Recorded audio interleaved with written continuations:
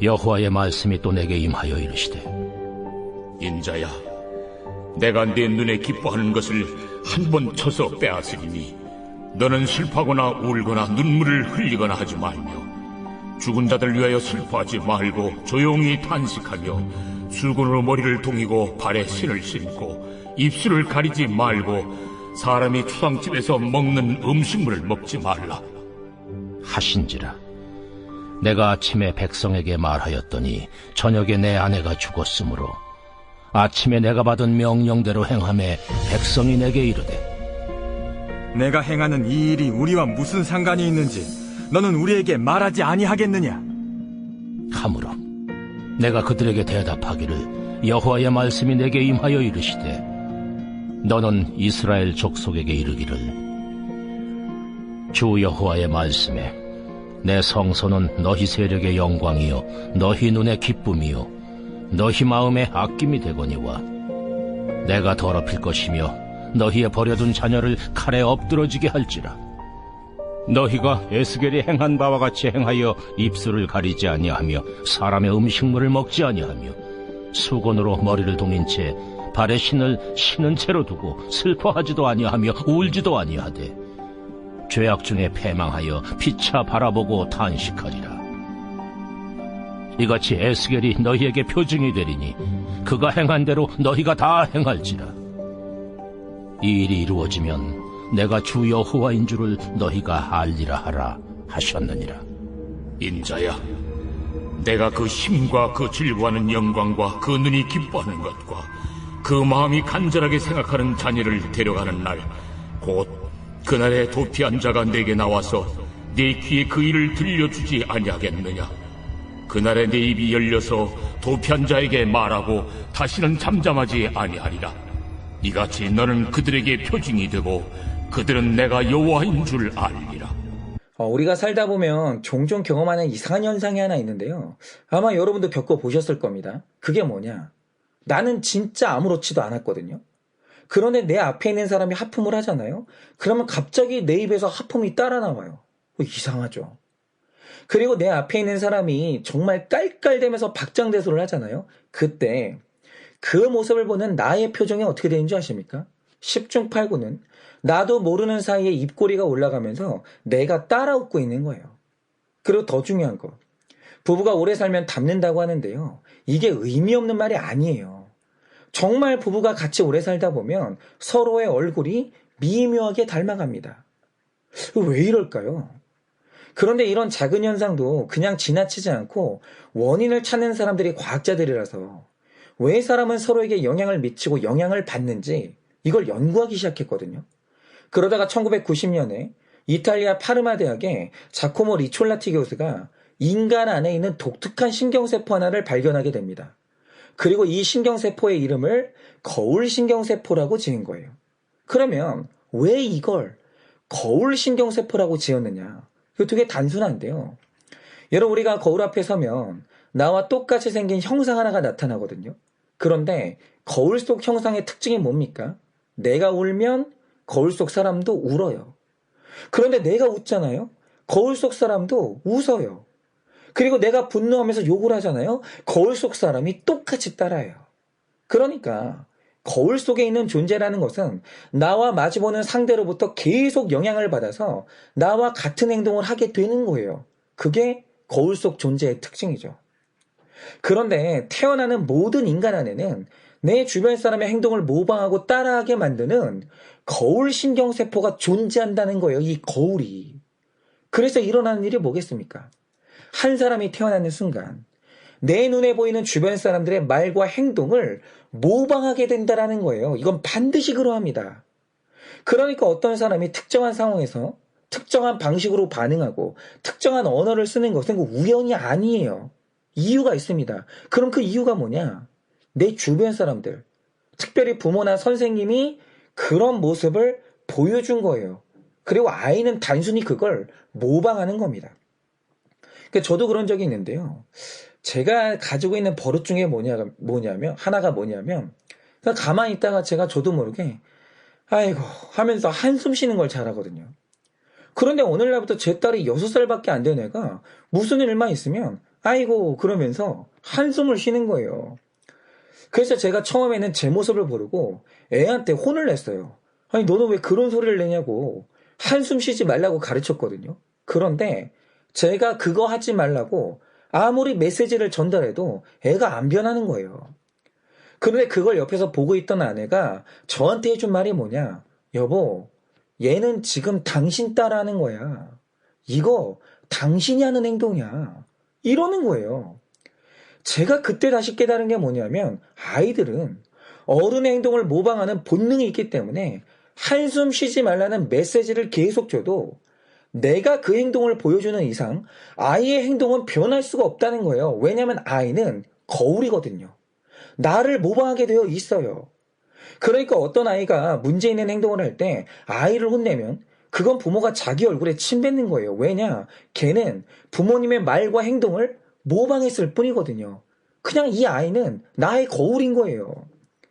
그래서 한 아이의 행동이 변하기를 원한다면 그 아이의 변화를 요구할 게 아니라 그 아이가 모방하고 있는 주변 어른들이 자기를 변화시켜야 되는 거예요. 말로 메시지를 주는 게 아니라 보여줘야 되는 거죠. 그래서 우리가 흔히 말하는 이 가게에 흐르는 저주도 이런 식으로 봐야 됩니다. 제가 얼마 전에 어떤 가정을 알게 됐는데 그 집에 자살하는 사람이 계속 나타나는 거예요. 그리고 또 어떤 가정을 보면 이혼 가정이 그렇게 많이 나오고 또 어떤 집은 알코올에 중독되는 사람이 계속 나타나는 거예요. 그러니까 이걸 흔히 말해서 가게에 흐르는 저주라고 하죠. 그런데 어떤 교단을 보면 이런 현상을 말하면서 뭐라고 말하냐? 그 집에 자살의 영이 들어왔다. 이렇게 말하고 또 이혼의 영이 들어왔다. 술의 영이 들어왔다. 이런 식으로 영을 말하면서 되게 애매하게 말하는데 제가 생각할 때 가게에 흐르는 저주의 원인은 실체를 알 수 없는 영의 문제가 아니고요. 이건 전적으로 사람의 문제고 어른들의 문제예요. 아이들에게 모방의 대상이 되는 어른이 문제가 생겼을 때 자살하는 모습을 보여주고 가정에 문제가 생겼을 때 이혼하고 스트레스 받을 때마다 술병을 집어들면 아이들 안에는 거울이 있기 때문에 아이들은 자기도 모르는 새에 똑같은 행동을 모방하는 거예요. 그래서 이게 대물림 되는 거죠. 그래서 부모가 인생을 살면서 잘못된 선택과 행동을 보여주면 하나님은 인간의 몸 안에 거울 신경세포를 주셨기 때문에 그 악한 선택과 행동이 대물림 되는 겁니다. 이게 가게에 흐르는 저주예요. 이걸 끊을 수가 없는 거죠. 그런데 이건 반대의 경우도 그대로 적용됩니다. 이건 하나님이 정해놓은 질서인데요. 여러분 왜 목회자 가정에서 목회자가 많이 배출되고 믿는 가문 안에서 믿는 자녀들이 왜 나오는지 아십니까? 하나님이 인간 안에 어른을 모방하는 기능을 주셨거든요. 그래서 부모가 어떤 사안을 놓고 구속사적으로 해석하는 모습을 보여주면 자녀들도 어느새 문제가 생겼을 때 내 인생을 그쪽으로 해석해요. 그리고 부모가 가정에 위기가 왔을 때 상대를 용서하고 가정을 지키면 그 가정의 아이들이 나도 모르게 그 삶의 방식을 대물림 받는 거예요. 왜냐하면 자녀들은 어른의 거울이거든요. 그래서 우리에게 만남이 중요해요. 여러분 가게의 저주를 끊어내는 정말 중요한 방법이 있는데 그게 뭐냐? 일단 말씀 안에서 예수 그리스도를 인격적으로 만나야 돼요. 그를 봐야 되는 거죠. 체험해야 돼요.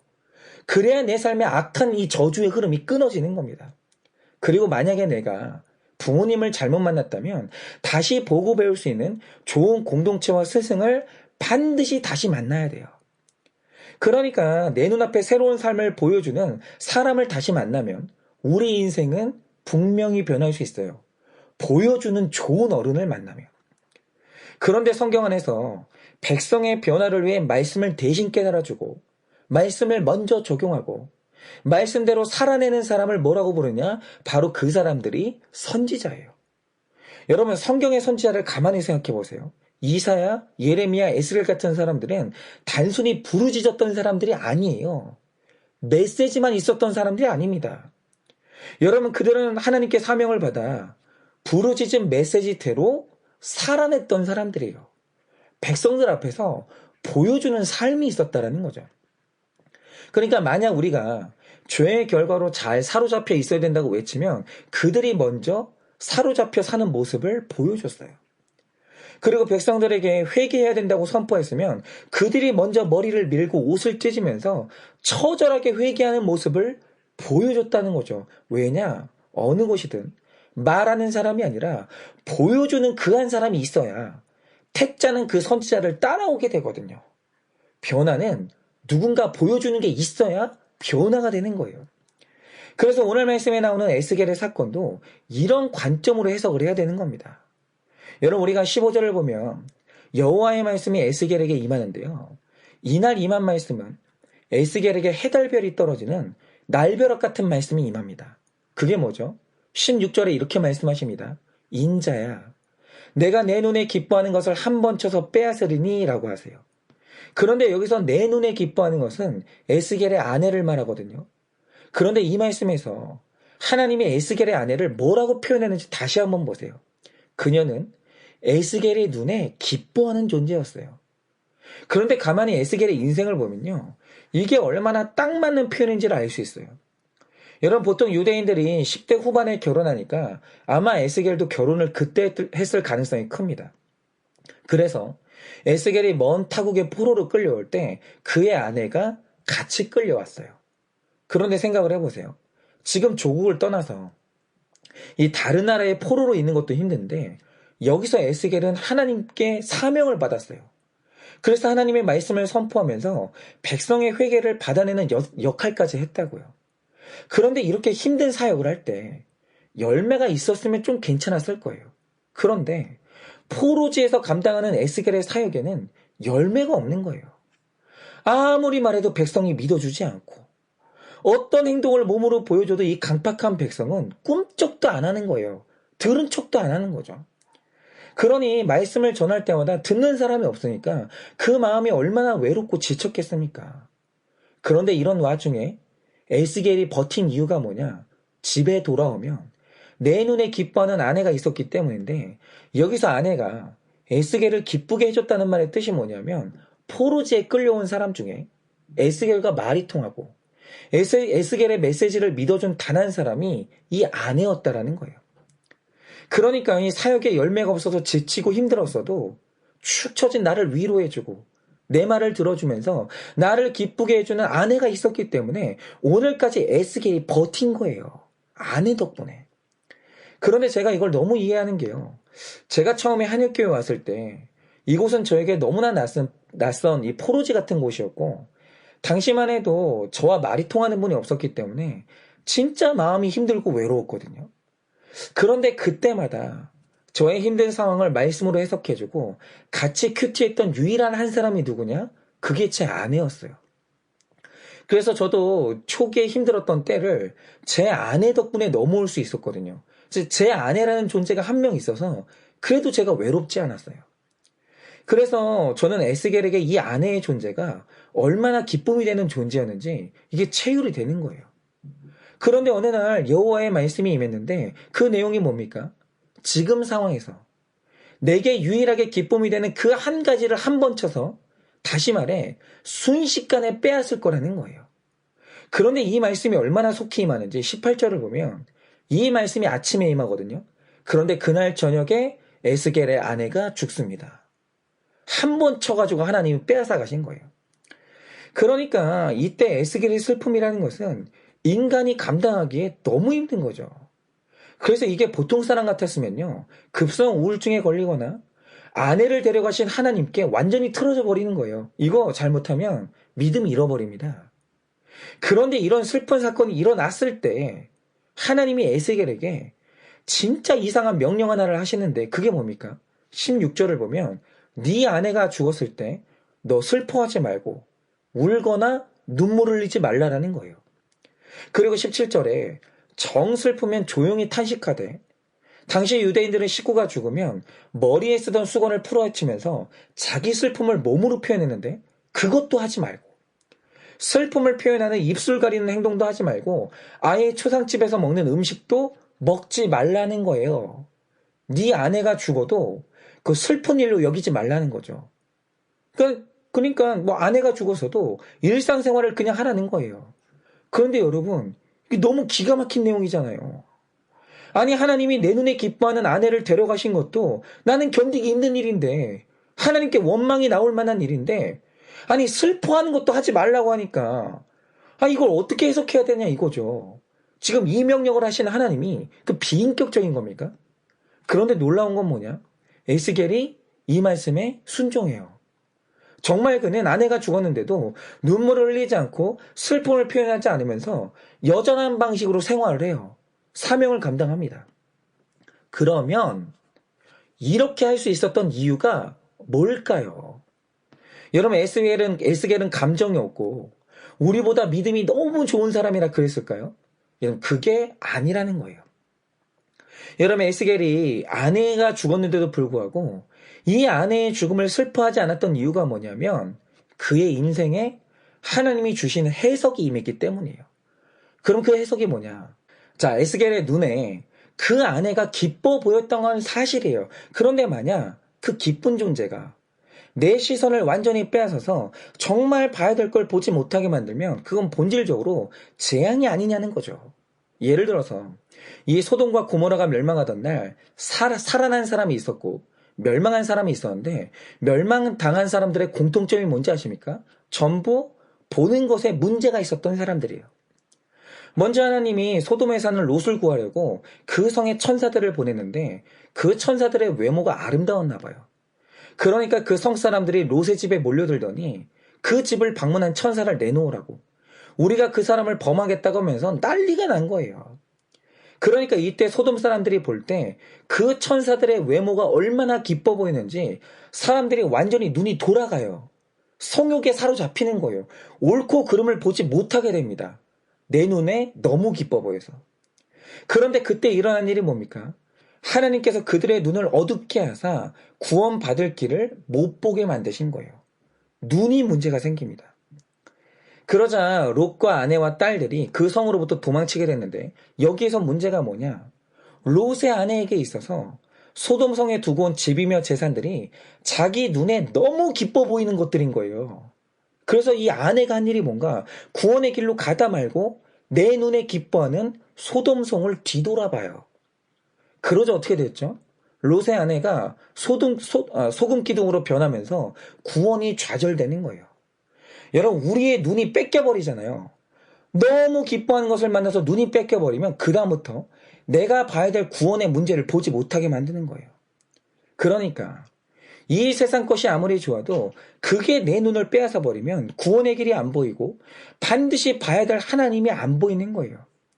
그런데 이렇게 될 때 내 눈에 기뻐하는 그것은 내 기쁨이 아니라 영원한 슬픔으로 변하는 겁니다. 그런데 이때 이스라엘 백성들이 이랬다는 거예요. 여러분, 이 당시 이스라엘 백성들의 눈에 기뻐하는 것이 솔로몬이 잘 만든 성전 건물이었거든요. 여러분, 만약에 이 건물에서 하나님의 말씀을 보고 하나님의 임재를 봤으면 상관이 없어요. 그때는 문제가 안 됐습니다.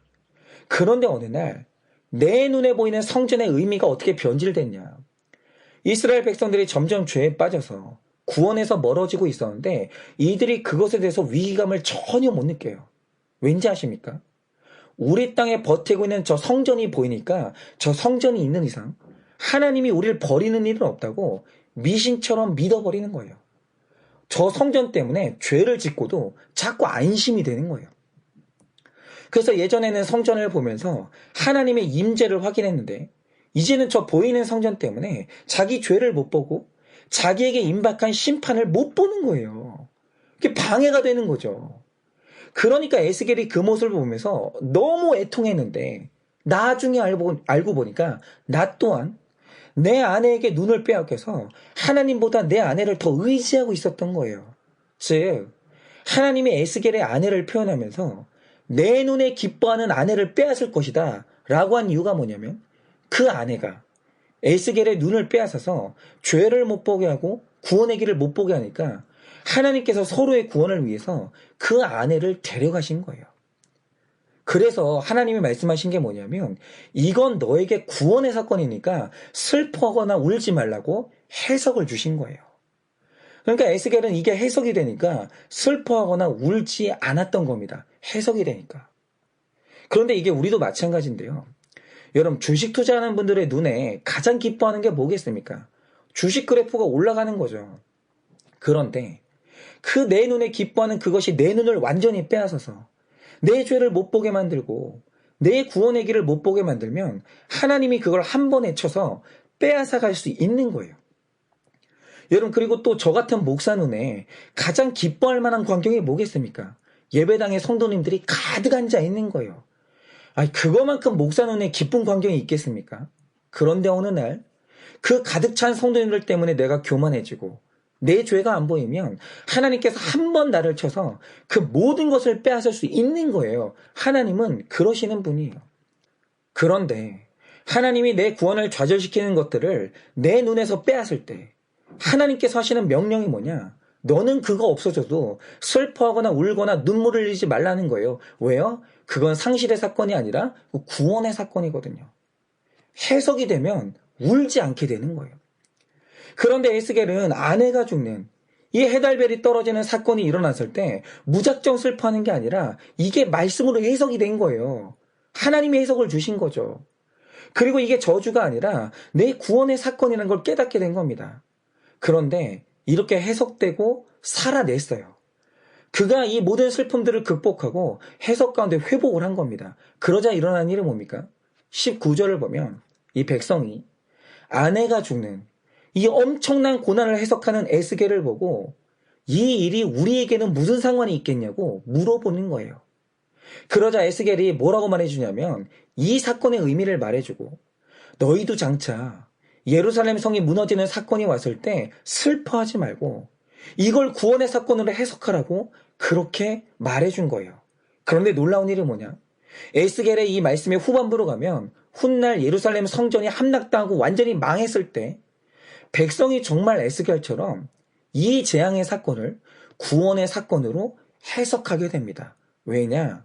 그들의 삶에는 말씀으로 삶을 해석하는 게 뭔지를 보여준 에스겔이라는 선지자와 어른이 있었거든요. 이런 어른과 지도자가 있는 사람의 인생에는 절대로 무너지는 일은 없어요. 반드시 그 삶의 고난을 해석하고 다시 떨쳐 일어나게 되어 있습니다. 그러니까 백성의 강팍한 마음이 변하면서 이제 회복의 길로 나아가는 거예요. 선지자 한 명이 잘 서 있으니까. 여러분, 바로 이겁니다. 여러분, 모든 목회자, 모든 믿는 부모, 믿는 배우자는 사명을 받았는데 우리는 선지자예요. 그런데 선지자라는 말의 뜻이 뭡니까? 선지자는 근본적으로 외치는 사람이 아니라 믿음으로, 삶으로 내 말씀을 보여주는 사람들이에요. 그런데 여러분, 보여주는 게 왜 중요합니까? 보여줄 때만 내 자녀가 나를 따라하고 내 배우자가 나를 따라하고 목사가 뭔가를 보여줄 때만 성도님들이 그 길을 따라오기 때문이에요. 보여주지 않는 메시지는 아무 의미가 없는 겁니다. 여러분, 보여주는 게 없는 메시지는 경건의 모양만 있지 경건의 능력은 없는 거예요. 여러분, 우리가 고난이 왔을 때 말씀으로 내 죄를 보고 회개하는 모습을 보여주면 내 자녀가 나를 따라해요. 따라합니다. 그리고 내가 고난의 때 말씀을 통해 해석하고 살아나면 내 식구들도 같이 살아나는 거예요. 그게 하나님의 질서예요. 보여주는 사람의 인생에는 보여준 대로 따라오는 사람이 있다라는 거예요. 그리고 그래서 이 큐티를 하고 난 다음에 간증들을 하는데 여러분, 간증의 내용이 뭐겠습니까? 여러분, 큐티 간증은 깨달음을 간증하는 게 아니라 내가 그래서 어떤 적용을 했는지, 어떤 삶을 살아내는지 그 적용을 간증하는 거예요. 왜냐하면 적용하는 걸 보여줄 때만 변화가 일어나거든요. 그래서 오늘도 우리가 묵상하기 원하는데요. 지금 여러분의 삶에서 내 죄와 말씀과 구원의 하나님을 보지 못하게 하는 내 눈에 기뻐하는 세상 것은 무엇이 있습니까? 오늘 무엇이 내 눈을 빼앗아 갔습니까? 여러분의 학벌이 여러분의 죄를 못 보도록 눈을 빼앗아 갔습니까? 여러분의 물질이 여러분을 겸손하지 못하도록 여러분의 눈을 빼앗아 갔습니까? 여러분, 만약 내 눈을 빼앗은 것이 무엇인지 깨달으셨다면 그게 뭐가 됐든지 내려놓는 적용을 하셔야 되고, 내가 못하니까 하나님이 한 번 쳐서 빼앗아 가셨다면 슬퍼하거나 울거나 눈물을 흘리는 게 아니라 구원의 사건으로 해석하고 감사하는 모습을 보여줘야 됩니다. 살아내셔야 돼요. 왜냐하면 내가 살아내고 보여줘야 세상의 포로가 된 내 자녀와 배우자와 부모 형제가 나를 따라서 똑같은 삶을 살아내거든요. 왜냐면 그들은 나의 거울이에요. 그러니 오늘 말씀을 삶으로 보여주는 이 선지자의 역할을 잘 하셔서 구원의 사명을 다 잘 감당하시기를 예수님의 이름으로 축원을 드립니다.